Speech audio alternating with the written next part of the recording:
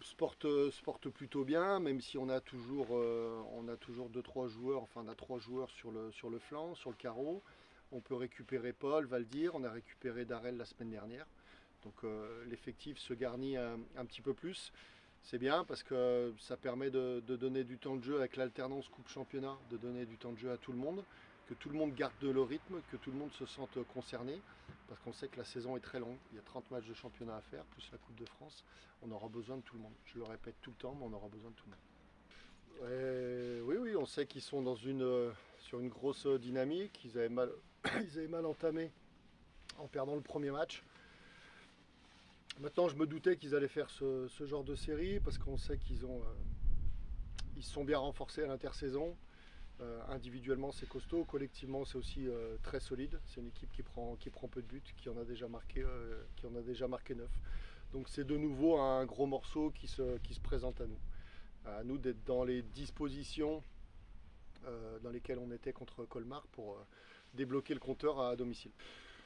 Non, mais l'approche mentale, je vais me répéter, mais on est souvent sur la même chose. Hein. On s'est donné un objectif au début de saison, c'est d'être proactif, surtout sur l'aspect défensif, de courir ensemble, de défendre ensemble.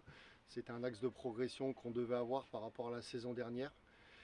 En effet, Colmar, bon, il a été arrêté. Nous, on considère qu'il est gagné. Sportivement, on considère qu'il est gagné. Après, les instances prendront leurs responsabilités, mais en tout cas, on a fait ce qu'il faut pour le gagner sur le terrain.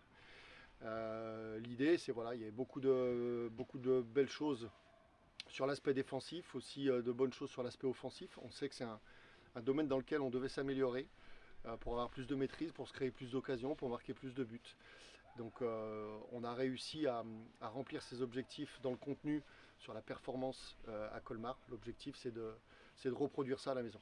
Oui, oui, oui, on monte en puissance, encore une fois, sans regarder uniquement les résultats. C'est aussi regarder nos performances, ce qu'on met à l'intérieur de nos matchs. Et il y a beaucoup de choses qui sont positives dans nos matchs. Donc il faut garder l'objectif, c'est toujours pareil, c'est de conserver ce qu'on fait de bien sur nos matchs et en allant challenger nos axes d'amélioration pour qu'on puisse,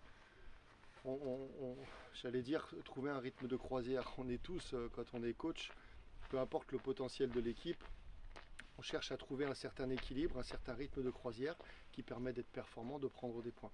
Donc qu'on s'appuie sur ce qu'on fait de bien et puis en allant gommer nos axes d'amélioration. Non, quand on est à la maison, l'environnement global joue un rôle déterminant. On a fait le constat après fini, on a fait le constat qu'en fait, on a ce déficit entre domicile et extérieur depuis de nombreuses saisons où le SAS se comporte mieux à l'extérieur qu'à la maison.